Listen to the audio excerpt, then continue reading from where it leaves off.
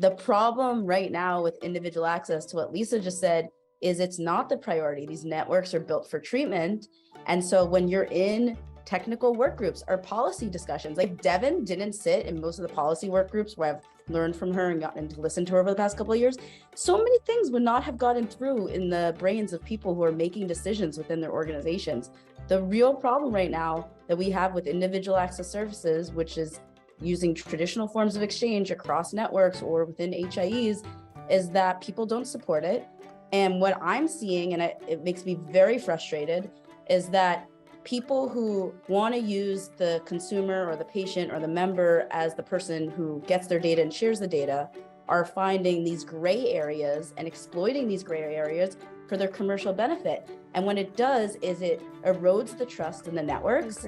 So then providers, the data sources, the data holders are like, I'm not going to opt into this voluntary network where we've already seen abuse. And I think that is the biggest thing that frustrates me about individual access, is not even the rate of adoption. It's more of people coming in with models and they are willing to move fast and break things in order to show their valuations.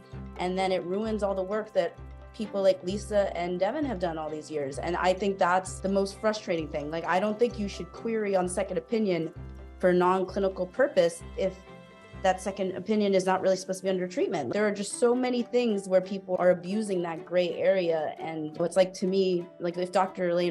Stephen retires and I go to him like, hey, can you tell me, like, you see this mole? What do you think about this?